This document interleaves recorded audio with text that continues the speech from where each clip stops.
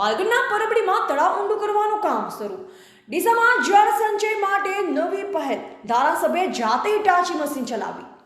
સુજલામ સુફલામ જળ સંચય અભિયાન અંતર્ગત બનાસકાંઠા જિલ્લાના ડીસા તાલુકાના માલગઢ ગામના પરબડી ખાતે તળાવ ઊંડું કરવાની યોજનાનો પ્રારંભ થયો છે।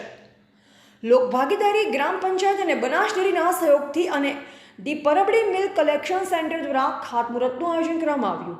આ યોજનાનું ખાતમુહૂર્ત ડીસાના ધારાસભ્ય પ્રવીણ માળીના હસ્તે કરવામાં આવ્યું। ધારાસભ્ય પ્રવીણ માળીએ હિટાચી મશીન પર ચડી ખોદકામની શરૂઆત કરી હતી। પરબડી ગામ નર્મદાના પાણીથી ખેતી કરતું મોડેલ ગામ છે। અહીં વરસાદી પાણી અને નર્મદાના પાણીના સંગ્રહ માટે તળાવને ઊંડું કરવામાં આવશે। આ અભિયાનનો મુખ્ય ઉદ્દેશ ભૂગર્ભ જળના સ્તરને ઊંચું લાવવાનો છે। આનાથી ખેડૂતો સપાટી પરના પાણીનો ઉપયોગ કરી ખેતી કરી શકશે। આ પહેલ પરબડી ગામને જળ સંચયના ક્ષેત્રમાં એક નવું ઉદાહરણ પૂરું પાડશે।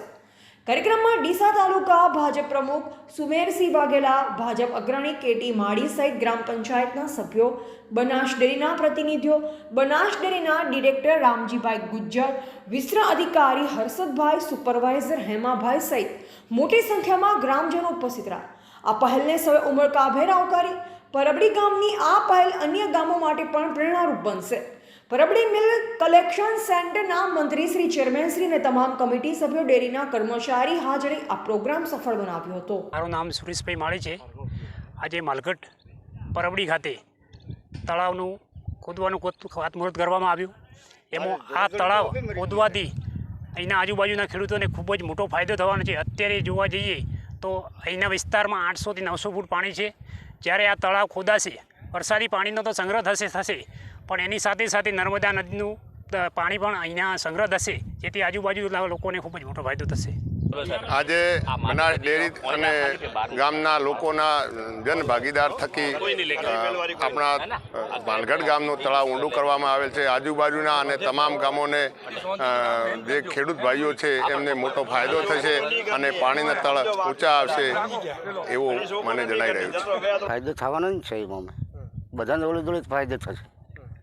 પાણી સગર્વાથી બધી વાતે ફાયદો થવાનો જ છે। અત્યારે 700 ફૂટી પાણી, 800 ફૂટી પાણી પકી ગયા।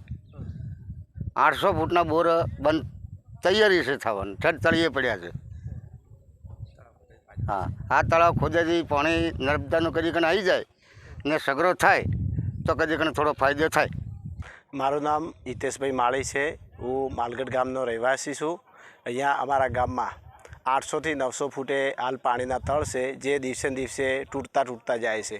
આ પરબડી તળાવ ખોદાવાથી અમને ખેડૂતોને સીધો જ લાભ મળશે। અહીંયા પાણીનો સંગ્રહ થવાથી જેમ અમારે અહીંયા ગુજરાત રાજ્યનું મોડેલ તળાવ છે મામાનગર, એમાંથી ખેડૂતો સિંચાઈ કરી રહ્યા છે, એમ અહીંયાના ખેડૂતોને પણ સિંચાઈનો સીધો લાભ મળશે।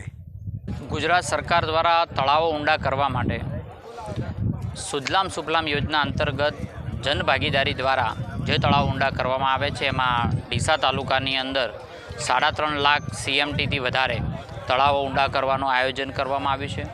એની સાથે સાથે જે મોડલ તળાવો છે, એ મોડલ તળાવોને કેવી રીતે મોડલ બનાવી શકાય એનું પણ આયોજન કર્યું છે। અને જે રીતે દિન પ્રતિદિન તળ ઊંડા જઈ રહ્યા છે, એના એક્વેફાયર સુધી પાણી કેવી રીતે પહોંચાડવું એનું પણ આયોજન કરવામાં આવ્યું છે। આની અંદર બનાસ ડેરી, લોકો અને રાજ્ય સરકાર ત્રણેયના સહયોગથી સારા એવા તળાવો ઊંડા કરવાનું કામ હાથ પર લીધું છે। આવનારા મે મહિનાના ફર્સ્ટ વીક સુધી આ કામગીરી પૂર્ણ કરવામાં આવશે। એબાલ ભરત સોલંકી, સંબંધ ભારત ન્યૂઝ, ડીસા।